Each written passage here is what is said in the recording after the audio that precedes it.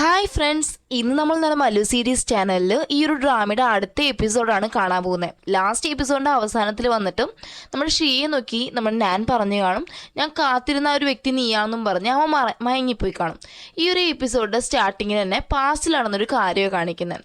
ആ ഒരു സമയത്ത് ഞാനിങ്ങനെ നിന്നിട്ട് നമ്മുടെ ഉൾക്കൊക്കെ വീഴുമ്പോൾ അതിനെ നോക്കി പ്രാർത്ഥിച്ചുകൊണ്ടിരിക്കുക. അപ്പോൾ അത് കണ്ടുകൊണ്ട് ആ ബ്ലാക്ക് ഡ്രസ്സിട്ട് ആൾ വന്ന് ചോദിക്കും, ഇതൊക്കെ ഒരു അന്ധവിശ്വാസമല്ലേ എന്ന്.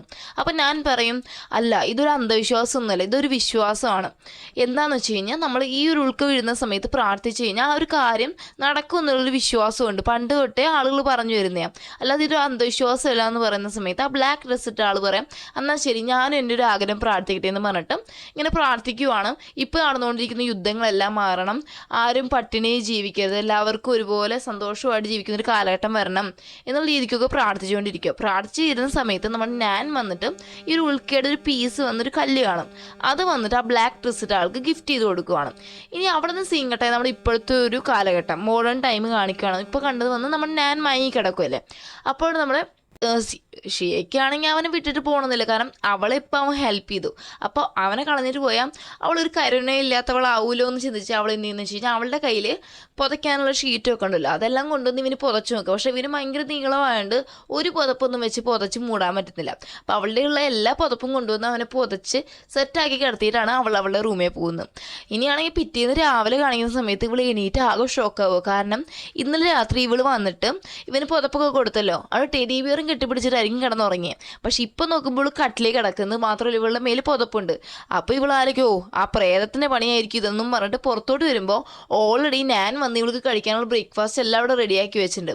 അപ്പോൾ ഇവളും ദൈവം ഇവൻ പ്രേതമായിട്ട് ഇത്രയും നല്ല കാര്യമൊക്കെ ചെയ്തിരിക്കുന്നില്ല, മാത്രമല്ല പ്രേതം വെച്ച ഫുഡൊക്കെ നമ്മളെക്കൊണ്ട് കഴിക്കാൻ പറ്റുമോ എന്നുള്ള രീതിക്കാണ് അവൾ ആ ഫുഡ് കഴിക്കാനൊക്കെ ഇരിക്കുന്നത്. അങ്ങനെ ഫുഡ് കഴിക്കാതിരിക്കുന്ന സമയത്ത് വന്നിട്ട് ഒരു ഡിസൈൻ റെഡിയാക്കി കൊടുക്കാമെന്ന് പറഞ്ഞാണല്ലോ അടുത്ത ആഴ്ചയ്ക്ക്. അപ്പോൾ അത് വന്ന് എടുത്ത് മുന്നോട്ട് നീട്ടു കേട്ടോ. അപ്പോൾ അവൾ ചോദിക്കുകയാണല്ലോ, ഇത് അടുത്ത ആഴ്ച തരാമെന്നല്ലേ പറഞ്ഞു, ഇതെന്ത് ഇത്രയും നേരത്തെയും ചോദിക്കുന്ന സമയത്ത് പറയണേ, ആക്ച്വലി എൻ്റെ കയ്യിൽ ഈ ഡിസൈൻസ് ഒക്കെ ഉണ്ടായിരുന്നു, പിന്നെ ഞാനത് പെട്ടെന്ന് എടുത്ത് തന്നു കഴിഞ്ഞാൽ നിങ്ങൾക്ക് അത് ഡൗട്ട് തോന്നുമല്ലോ, അതുകൊണ്ട് മാത്രം ഞാൻ നെക്സ്റ്റ് വീക്ക് എന്ന് പറഞ്ഞത്, അല്ലാതെ വേറെ ഒന്നുമല്ല, നോക്കാൻ പറഞ്ഞിട്ട് കൊടുക്കുക.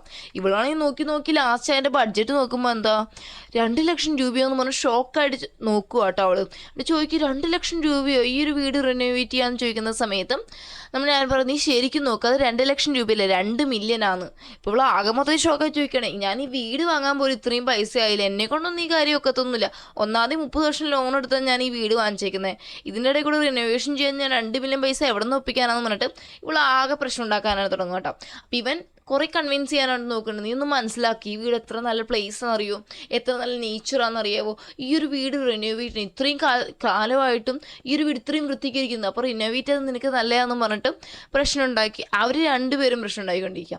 അപ്പോൾ ലാസ്റ്റ് ഷിയവറാണ്, നിനക്കൊരു കാര്യം അറിയോ, ഈ ഒരു വീട് ഞാൻ ഇത്രയും വില കുറച്ച് വാങ്ങിച്ചതിൻ്റെ മെയിൻ കാര്യം വെച്ച് കഴിഞ്ഞാൽ വയസ്സാം കാലത്ത് ഞാൻ ഒറ്റയ്ക്കായിരിക്കും, കല്യാണം ഒന്നും കഴിക്കാതെ ജീവിക്കുമ്പോൾ ആ ഒരു സമയത്ത് എനിക്കിവിടെ കോഴിയെ വളർത്തി, അതുപോലെ കുറച്ച് ചെടിയും കാര്യങ്ങളൊക്കെ നട്ടുപിടിപ്പിച്ച് എൻ്റെ ലൈഫ് ഇച്ചിരി സ്മൂത്തായി പോകണം, എൻ്റെ കുടുംബത്തിലെ എല്ലാ പെണ്ണുങ്ങളും വന്ന് കുറേ കാലം ജീവിച്ചിരിക്കും. അതുകൊണ്ട് അപ്പം ഞാൻ അവസാന കാലത്ത് എനിക്ക് ഒറ്റപ്പെടുന്ന ആ ഒരു ഫീലിംഗ് വരാതിരിക്കും, ഒരു സെക്യൂരിറ്റിക്ക് വേണ്ടി ഞാൻ ഈ വീട് ഇപ്പോഴേ വാങ്ങിച്ചു കൂട്ടിയത്, അതറിയാവുന്നു. അപ്പോൾ ഞാൻ ചോദിക്കും, അല്ല, നിങ്ങളെ കാണാൻ നല്ല ടാലൻറ്റ് ഉണ്ട്, നല്ല സൗന്ദര്യമുണ്ട്, അപ്പോൾ നിങ്ങളുടെ പിന്നാലെ കുറേ ആമ്പിളേ നടക്കത്തില്ലേ, പിന്നെ നിങ്ങൾ എന്തിനാ ഇങ്ങനെ സിംഗിളായിരിക്കുന്നതെന്ന്. അപ്പോൾ ഇത് കേൾക്കുമ്പോൾ ഷീക്ക് ഇച്ചിരി പൊങ്ങിയ പോലെ കേട്ടോ. അവൾ പറയും, അതൊക്കെ ശരിയാണ്, കുറേ ആമ്പിളേരൊക്കെ നടക്കുന്നുണ്ട്, പക്ഷെ നിനക്കൊരു കാര്യം അറിയോ, ഇപ്പോഴത്തെ ഒരു കണക്ക് പ്രകാരം ഡിവേഴ്സ് റേറ്റ് എന്ന് വെച്ച് കഴിഞ്ഞാൽ ഏകദേശം കപ്പിൾസ് ഉണ്ടെങ്കിൽ അതിൻ്റെ പകുതിയോളം പേര് ഡിവേഴ്സ് ആയി പോവാണ്. അതുകൊണ്ട് ആ ഒരു കാര്യത്തിൽ എനിക്ക് റിസ്ക് എടുക്കാൻ പറ്റത്തില്ല, പിന്നെ എൻ്റെ സന്തോഷം വേറെ ഉള്ള കയ്യിൽ ഏൽപ്പിക്കാൻ എനിക്ക് പറ്റത്തില്ല. അതുകൊണ്ട് ഞാൻ എന്തായാലും കല്യാണം കഴിക്കുന്നില്ല, ഞാൻ ലൈഫ് ലോങ് സിംഗിളായിട്ട് ഇരിക്കാനാണ് എൻ്റെ പ്ലാൻ. അതുകൊണ്ട് എനിക്ക് ഈ വീടിനകത്ത് ഞാൻ സുഖമായിട്ട് ഞാൻ ജീവിച്ചോളാം എന്നൊക്കെ പറഞ്ഞിരിക്കുക കേട്ടോ. അപ്പോഴും ഞാൻ കേൾക്കുന്നൊരവസ്ഥയിൽ അമ്മ പറഞ്ഞു, ദൈവമേ എൻ്റെ ടൈപ്പിംഗ് റിനോവേറ്റ് ചെയ്യണം, കാരണം ഇത് എന്ത് നല്ല വീടാണ്, നീ ഒന്ന് മനസ്സിലാക്കുന്നൊക്കെ പറയുന്ന സമയത്ത് നമ്മൾ ശരിയാണെങ്കിൽ നമ്മൾ കൊടുത്ത ഡിസൈനൊക്കെ നോക്കുക, അത് ഓൾറെഡി പഴയ കാലത്തെ ഡിസൈൻസ് ആയിരിക്കും. അപ്പോൾ അവളത് നോക്കിയിട്ട് പറയും, ഇതൊക്കെ എന്ത് ഡിസൈൻ, ഇന്നത്തെ കാലത്തൊക്കെ ആരെങ്കിലും ഇങ്ങനെ ചെയ്യും, മോഡേൺ രീതിക്ക് ചെയ്യാതെ, ഇതൊന്നും ശരിയാവത്തില്ലെന്ന് പറഞ്ഞിട്ട് അതിനെ കുറ്റം പറയുന്ന സമയത്തും ദേഷ്യം വന്നിട്ട് പറയും, അല്ലെങ്കിൽ അങ്ങനെയാ, നീ ഒരു ഡിസൈനറാന്നല്ലേ പറഞ്ഞ, ഫാഷൻ ഡിസൈനർ, അപ്പോൾ നീ ആണെങ്കിൽ നിനക്ക് അതിനുള്ള ടേസ്റ്റ് ഒന്നുമില്ലെന്ന് പറയുന്ന സമയത്ത് ഷീക്ക് ആകെ മൊത്തത്തിൽ സങ്കടം. അവൾ പറയും, ഞാനാണെങ്കിൽ എൻ്റെ ജോലി സ്ഥലത്ത് ഓവർ വർക്ക് ചെയ്യുന്നത് പോരാതെ ഇപ്പോൾ താണ്ട് ഒരു പ്രേതം പറയുന്നത് എനിക്കാണെങ്കിൽ ഡിസൈനിങ്ങിനെ പറ്റി ഒരു ചുക്കും അറിയത്തില്ലെന്ന്, എന്തായാലും കൊള്ളാമെന്ന് പറയുമ്പോൾ ഇവൾക്ക് അങ്ങ് ദേഷ്യം വരും കേട്ടോ. അപ്പോൾ ഇവനാണെങ്കിൽ വായ വിട്ട് പറഞ്ഞും പോയെന്നും പറഞ്ഞ് സോറി പറയാൻ നിൽക്കുന്ന സമയത്ത് അവളതൊന്നും കേൾക്കാൻ നിൽക്കാതെ, ശരി ഞാൻ എന്തായാലും വീട് വിൽക്കാൻ പോകാമെന്ന് പറഞ്ഞിട്ട് അവളുടെ ജോലി സ്ഥലത്തേക്ക് ഇറങ്ങുവാണ്. ഇനിയാണെങ്കിൽ ഇറങ്ങി പോകുമ്പോഴാണ് മനസ്സിലാവുന്നത് ഇവളുടെ കാറിൻ്റെ മേലെ ആണെങ്കിൽ ഒരു ഉൾക്ക വന്ന് കിടപ്പുണ്ട്. അതും കണ്ട് ഇവൾ സങ്കടപ്പെട്ട് നിന്നുകൊണ്ടിരിക്കുക. ആ സമയത്താണ് തൊട്ടപ്പുറത്ത് വീട്ടിലെ പയ്യൻ, മറ്റേ തൊട്ടപ്പുറത്ത് വീട്ടിലെ ആൻറ്റി ഇല്ലയോ, ആൻറ്റിയുടെ മോൻ വരുന്നത്. മോൻ്റെ പേര് ഡിങ്. ഈ മോൻ വേറെ ആരുമില്ല, ഇന്നലെ രാത്രി 2 പോലീസുകാർ വന്നില്ലേ, അതിലൊരു ചെറുപ്പക്കാരൻ പയ്യനില്ലായിരുന്നോ, അതാണ് ഈ ഡിങ് കേട്ടോ. അപ്പോൾ അവർ അങ്ങോട്ടും ഇങ്ങോട്ടും വന്ന് ഇൻട്രൊഡ്യൂസ് ആവുകയാണ്. അതുപോലെ ഡിങ് പറയാണ് നമ്മൾ തൊട്ടപ്പുറത്ത് വീടല്ലേ, നിനക്ക് എന്തെങ്കിലും അത്യാവശ്യം ഉണ്ടെങ്കിൽ എന്നെ കോൺടാക്ട് ചെയ്താൽ മതി എന്ന് പറഞ്ഞാൽ അവർ അങ്ങോട്ടും ഇങ്ങോട്ടും WeChat ID വന്നിട്ട് എക്സ്ചേഞ്ച് ചെയ്തിട്ടാണ് അവളുടെ ആ ഒരു ഓഫീസിലേക്ക് പോകുന്ന വഴിക്കാണ് ഇവൾ ആദ്യം ചെയ്യുന്ന കാര്യം എന്ന് വെച്ച് കഴിഞ്ഞാൽ ആ ഒരു റിയൽ എസ്റ്റേറ്റ് ഏജൻസിയിൽ ഇവൾ ഈ വീട് വാങ്ങിച്ചത് അവിടെ കയറിയിട്ട് പറയുകയാണ് എനിക്ക് ഈ വീട് വിൽക്കണം എന്ന്. അപ്പോൾ അവർ ചോദിക്കുക എന്താ കാര്യം എന്ന്. അപ്പോൾ ഇവൾ ആലോചിക്കുന്ന പ്രേതം ഉണ്ടെന്ന് എങ്ങാനും പറഞ്ഞു കഴിഞ്ഞാൽ വിറ്റ് പോകാനുള്ള ചാൻസ് കുറവ്. മാത്രമല്ല ഇവർ ഞാൻ പറയുന്നത് വിശ്വസിക്കാനും ചാൻസ് ഇല്ല.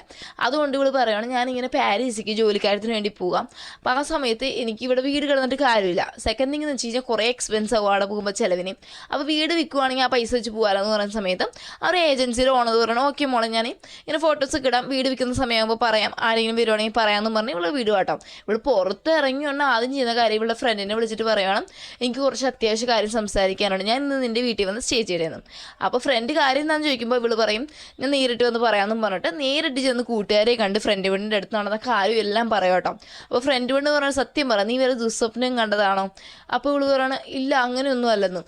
മാത്രമല്ല ഫ്രണ്ട് പെണ്ണാണെങ്കിൽ ഇച്ചിരി ഈ കേഡ്രാമ ലവറാന്ന് തോന്നും, അതിനകത്ത് ഒരു റൊമാൻസ് കണ്ടുപിടിക്കും. കണ്ടില്ലയോ അവൻ നിനക്ക് വേണ്ടി ഇത്രയും കാര്യം ചെയ്തേക്കുന്നത്, അവനപ്പോൾ എങ്ങനെയാണ് ഈ ചീത്ത പ്രേതമാവുന്നത്, ഒരു നല്ല പ്രേതമായിരിക്കും എന്നൊക്കെ പറഞ്ഞിട്ട് ഇവരതിനെപ്പറ്റി ഡിസ്കസ് ചെയ്ത് ലാസ്റ്റ് ഇവൾ കുറേ കെഞ്ചി പറയുമ്പോൾ ഫ്രണ്ട് പെണ്ണ് പറയണം ഓക്കെ ഞാൻ നിൻ്റെ കൂടെ വന്നിട്ട് ഇങ്ങനെ വന്നിട്ട് സ്റ്റേ ചെയ്യുന്ന രാത്രി എന്ന് പറഞ്ഞിട്ട് ഫ്രണ്ട് പെണ്ണ് ഓക്കെ പറയുവാണ്. ഇനി അന്ന് രാത്രി 2 പേരും ഒരുമിച്ച് ഇങ്ങനെ വന്നുകൊണ്ടിരിക്കുക കേട്ടോ. അപ്പോൾ ഫസ്റ്റ് ഇവൾ പറഞ്ഞു കാണും കാറിൻ്റെ മേലെ ഉൾക്ക കിടപ്പുണ്ടെന്ന്.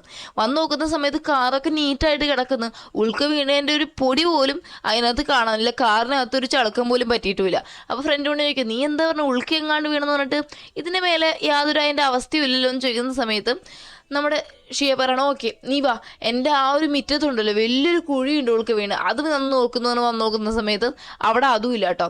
അപ്പോൾ ഫ്രണ്ടിനോട് പറയുകയാണ് സത്യം പറ നീ ഇന്നലെ സ്വപ്നം എങ്ങാണ്ട് കണ്ടിട്ട് വന്ന് പറഞ്ഞതല്ലേ ഇതല്ല എന്ന് പറയുന്ന സമയത്ത് ഷിയ പറയാണ് എടി സ്വപ്നം കണ്ടതാണെങ്കിൽ ഞാൻ രാവിലെ എങ്ങനെയാണ് പ്രയത്നം കാണുന്നത്, അതൊന്നുമല്ല ഇവിടെ അവനുണ്ട് ഉറപ്പാണ് ഞാൻ കാണിച്ചിടാൻ പറഞ്ഞാൽ അകത്ത് പോകുന്ന സമയത്ത് ലൈറ്റ്സ് ഒക്കെ ഓഫാട്ടോ. അവർ ചെന്ന് അങ്ങോട്ടും ഇങ്ങോട്ടും നോക്കിക്കൊണ്ടിരിക്കുന്ന സമയത്ത് പെട്ടെന്ന് ഇവൾ വന്നിട്ട് ചോദിക്കുകയാണ് കൂട്ടുകാരി എന്ത് ഇടി നീ പറഞ്ഞ പോലെ ആളെയൊന്നും കാണാനില്ല നീ ചുമ്മാ പറഞ്ഞാലേ എന്നൊക്കെ പറഞ്ഞുകൊണ്ടിരിക്കുക. ആ സമയത്താണ് അവൻ കൊടുത്ത ഡിസൈനിങ് ബുക്ക് ഉണ്ടല്ലോ അത് അവിടെ ഇരിപ്പുണ്ട്. അതാണെങ്കിൽ ഷീ എടുത്ത് കാണിച്ചു കൊടുത്തുകൊണ്ടിരിക്കുന്ന സമയത്ത് പെട്ടെന്ന് ലൈറ്റ്സ് എല്ലാം മിന്നി എരിയാനായിട്ട് തുടങ്ങും. അപ്പോൾ നമ്മൾ ഷീക്ക് മനസ്സിലായി അതാണ്ട് ആൾ വന്നിട്ടുണ്ട്. മാത്രമല്ല ആ സമയത്ത് കറക്റ്റ് ഞാൻ അങ്ങോട്ട് വരും കേട്ടോ. അപ്പോൾ ആദ്യം ഇവർ 2 പേരും ഷോക്ക് ആവുമെങ്കിലും പിന്നെ ഫ്രണ്ട് വേണം പറയും ദൈവം ഇത്രയും ഹാൻഡ്സം എന്ന് പറഞ്ഞിട്ട് അവൾ ആകെ മയങ്ങിയ പോലെ നോക്കുക. ലാസ്റ്റ് വേറെ വഴിയില്ല, ഇവർ 3 പേരും ഇരുന്നിട്ട് കാര്യങ്ങൾ ഡിസ്കസ് ചെയ്യാനായിട്ട് തുടങ്ങുവാണ്. എന്നിട്ടാണെങ്കിൽ ഞാൻ പറയുകയാണ് ഞാൻ രാവിലെ പറഞ്ഞ കാര്യങ്ങളെല്ലാം ഞാൻ ആലോചിച്ചു, ഇപ്പോൾ ഞാൻ ഒരു കാര്യം തീരുമാനിച്ചേക്കുന്നത് ഞാൻ എന്തുവല്ല ഇവിടെ സ്റ്റേ ചെയ്യുക, അതുകൊണ്ട് നിൻ്റെ ആ ഒരു ലോൺ പകുതി ഞാൻ മാസം അടയ്ക്കാം, മാത്രമല്ല ഒരു പാതിയോളം നിൻ്റെ ആ റിനോവേഷൻ ചെയ്ത എമൗണ്ട് ഞാൻ എടുക്കാം, ഓക്കെ അല്ലേന്ന് ചോദിക്കുന്ന സമയത്ത് ഷീയ്ക്ക് അത് ഓക്കെ ആവത്തില്ല. പക്ഷേ ഫ്രണ്ട് വീട് റെഡി ഒന്നും നീ സമ്മതിക്കടി, അവൻ ഇത്രയും അടയ്ക്കാമെന്ന് പറയുന്നില്ല, പിന്നെ നിനക്ക് എന്താ പ്രശ്നം എന്ന് പറഞ്ഞിട്ട് ഫ്രണ്ട് വീട് ഫുള്ള് നമ്മുടെ നാനെ സപ്പോർട്ട് ചെയ്താണ് സംസാരിക്കുന്നത്. എന്നിട്ട് ഞാൻ പറയുവാണ് നീ വിചാരിക്കുന്ന പോലെ എനിക്ക് ഈ വീട് വിട്ട് മാറി നിൽക്കാൻ പറ്റത്തില്ല. കാരണം എന്ന് വെച്ച് കഴിഞ്ഞാൽ ഈ 1000 വർഷം ഞാനിവിടെ സ്റ്റേ ചെയ്തപ്പോഴും എനിക്ക് സ്പിരിച്വൽ എനർജി വേണം ജീവിക്കാൻ. ആ ഒരു എനർജി കിട്ടുന്നത് എനിക്ക് ഈ ഒരു വീടാകുന്നത്, ഇവിടുന്ന് പുറത്തു പോയാൽ കിട്ടത്തില്ലെന്ന് പറയുന്ന സമയത്ത് ഷിയെ പറയും ഇതന്നെ ഞാൻ പറഞ്ഞത് നീ പ്രേതമാണ്. കാരണം പ്രേതങ്ങൾക്ക് ഇങ്ങനെ ഭൂമിയുമായിട്ട് ചില സ്ഥലങ്ങളുമായിട്ട് ടച്ച് ഉണ്ടെങ്കിൽ അവിടെ വിട്ട് വരാൻ പറ്റത്തില്ല. അപ്പോൾ നീ പ്രേതം തന്നെയാണെന്ന് പറയുന്ന സമയത്ത് ഞാൻ പറയാം ഞാൻ പ്രേതമൊന്നുമില്ല, ജസ്റ്റ് ഒന്ന് പറയുന്നത് മനസ്സിലാക്കി, ഇത്രയും പറഞ്ഞിട്ട് നിനക്ക് മനസ്സിലാകുന്നില്ലെന്ന് ചോദിക്കുമോ. അപ്പോൾ ഞാൻ പറയാം ശരി നിനക്ക് ഇത്രയും പറഞ്ഞ വിശ്വാസമായി ഞാൻ വേറൊരു സംഭവം കാണിച്ചിടാന്ന് പറഞ്ഞിട്ട് ഇവൾ ഇന്നലെ വരച്ചിട്ടുണ്ടായിരുന്നല്ലോ ഒരു കമ്മൽ, അതെടുത്ത് കാണിച്ചു കൊടുക്കുക. അപ്പോൾ ഇവളാകെ നോക്കും ഇവനിങ്ങനെ കേട്ടോ. അപ്പോൾ ഞാൻ പറയാം സോറി നിൻ്റെ അനുവാദമില്ലാതെ ഞാൻ എടുത്തേ, പക്ഷെ സോറി നീ ഒന്ന് നോക്ക് എന്ന് പറഞ്ഞിട്ട് ഇവൻ്റെ കയ്യിൽ ഇതിൻ്റെ തന്നെ സെയിം മോഡൽ കമ്മലുണ്ട്, അതെടുത്ത് നീട്ടുവാണ്. അപ്പോൾ ഇവർ ഫ്രണ്ട് പെണ്ണും നമ്മൾ ഷീയും കൂടി നോക്കുകയും ഈ രണ്ടും ഒരുപോലെ ഇരിക്കുന്നല്ലോ എന്ന് പറഞ്ഞാൽ നോക്കിക്കൊണ്ടിരിക്കാം. അപ്പോൾ പറയണം ഇതെനിക്ക് കുറേ വർഷങ്ങൾക്ക് മുമ്പ് ഉണ്ടായിരുന്നു എന്ന് പറയണം. അപ്പോൾ ഷിയയുടെ അടുത്ത് ചോദിക്കുകയാണ് നിനക്ക് ഇതിനുള്ള എങ്ങനെയാണ് ഇൻസ്പിറേഷൻ കിട്ടിയത് ഈ കമ്മൽ വരയ്ക്കാമെന്ന് ഫ്രണ്ട് പെണ്ണ് ചോദിക്കുമ്പോൾ ഷിയ പറയുകയാണ് ഇങ്ങനെ വന്നിരുന്ന രാത്രി എനിക്കൊരു സ്മെല്ല് വന്നു, ഒരു ചൈനീസ് മെഡിസിൻ്റെ അത് വന്നപ്പോഴാണ് എനിക്കിനി വരയ്ക്കാൻ തോന്നിയത്. പക്ഷേ അത് എന്തിൻ്റെ സ്മെല്ലാന്ന് കറക്റ്റ് പറയാമെന്ന് പറഞ്ഞുകൊണ്ടിരിക്കുന്ന സമയത്ത് ഇവൻ്റെ ആ ഒരു അരയിൽ കിടന്ന ആ ഒരു കിഴിയുണ്ടല്ലോ അത് എടുത്ത് കൊടുത്തിട്ട് ഇതാണോ എന്ന് നോക്കുന്ന സമയത്ത് നമ്മൾ ഷിവർ ഈ സ്മെല്ല് തന്നെയാണ്. അപ്പം നടന്ന കാര്യങ്ങളെല്ലാം തന്നെ ഞാൻ പറയുകയാണ് ഈ ഒരു സ്മെല്ലിൻ്റെ പ്രത്യേകത വെച്ച് കഴിഞ്ഞാൽ നമ്മുടെ കഴിഞ്ഞ പാസ്റ്റിൽ നടന്ന കാര്യങ്ങളൊക്കെ ഓർമ്മ വരും. കഴിഞ്ഞ ജന്മത്തിലാണെങ്കിലും മുമ്പത്തെ കാര്യങ്ങളാണെങ്കിലും എല്ലാം ഓർമ്മ വരും. അങ്ങനെ ഓർമ്മ വന്നപ്പോൾ നീ വരച്ചത്, അപ്പോൾ എനിക്ക് ഉറപ്പാണ് ഞാൻ കാത്തിരുന്നാൾ നീ തന്നെയാണെന്നും പറഞ്ഞിട്ട് ഇവർ ഒറ്റ കാര്യം നിൽക്കുക കേട്ടോ. ഫ്രണ്ട് പെണ്ണും പറയാണ് ശരിയാ, കഴിഞ്ഞ ജന്മത്തിലെ കാര്യങ്ങളൊക്കെ നിനക്ക് ചിലപ്പോൾ ഓർമ്മ വന്നതാണെങ്കിലോ, അതിനെ ചാൻസ് ഉള്ളൂ എന്ന്. അപ്പോൾ ശരിക്കും നീ തന്നെ ഇത് കെട്ടിത്തൂക്കിയിട്ട് നടക്കുന്നതെന്ന് ചോദിക്കുന്ന സമയത്ത് ഞാൻ പറയുകയാണ് എനിക്ക് പഴയ കാര്യങ്ങളൊക്കെ ഞാൻ മറന്നുപോയി, അപ്പോൾ അതെനിക്ക് ഓർമ്മ വരാൻ വേണ്ടിയാണ് ഞാനിതെല്ലാം കെട്ടിത്തൂക്കിയിട്ട് നടക്കുന്നതെന്ന് പറയുവാണ്. അപ്പോൾ ഫ്രണ്ട് പെണ്ണ് പറയാണ് എനിക്ക് ഇപ്പോൾ ഒരു കാര്യം ഉറപ്പായി, എന്തായാലും ഇവൻ വെയിറ്റ് ചെയ്തുകൊണ്ടിരുന്ന ആൾ നീ തന്നെയാവാനാണ് ചാൻസ്, വേറെ വഴിയൊന്നുമില്ല. മാത്രമല്ല ഞാനൊരു കാര്യം കൂടി പറയും, ഇവൻ്റെ അടുത്ത് ഇവൾ വന്നതിന് ശേഷമാണല്ലോ ഈ സ്പിരിച്വൽ എനർജി വന്നത്. മാത്രമല്ല ഇന്നലെ രാത്രി ആ ഉൾക്ക് വന്നപ്പോൾ ഇവൻ തടയാൻ പോയപ്പോൾ ഇവന് അത്രയും എനർജി ഇല്ലായിരുന്നു.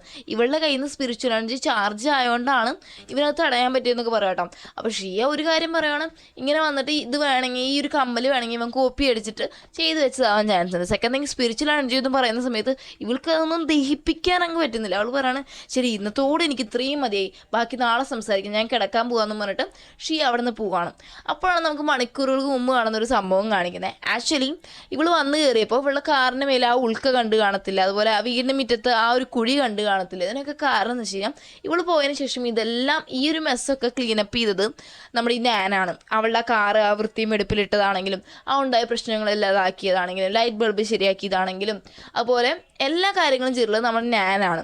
അപ്പോൾ ആ ഒരു സീൻ കാണിക്കുകയാണ്. ഈ ഒരു സീനോട് കൂടിയാണ് നമ്മുടെ ഈ ഡ്രാമയുടെ ഇന്നത്തെ എപ്പിസോഡ് അവസാനിക്കുന്നത്. ഓക്കെ ഫ്രണ്ട്സ്, നിങ്ങൾക്ക് ഈ വീഡിയോ ഇഷ്ടപ്പെട്ടാൽ ലൈക്ക് ചെയ്യാനും ഷെയർ ചെയ്യാനും സബ്സ്ക്രൈബ് ചെയ്യാനും മറക്കല്ലേ. മാത്രമല്ല നെക്സ്റ്റ് ഒരു വീഡിയോ ആയിട്ട് വരുന്നതായിരിക്കും. Bye bye.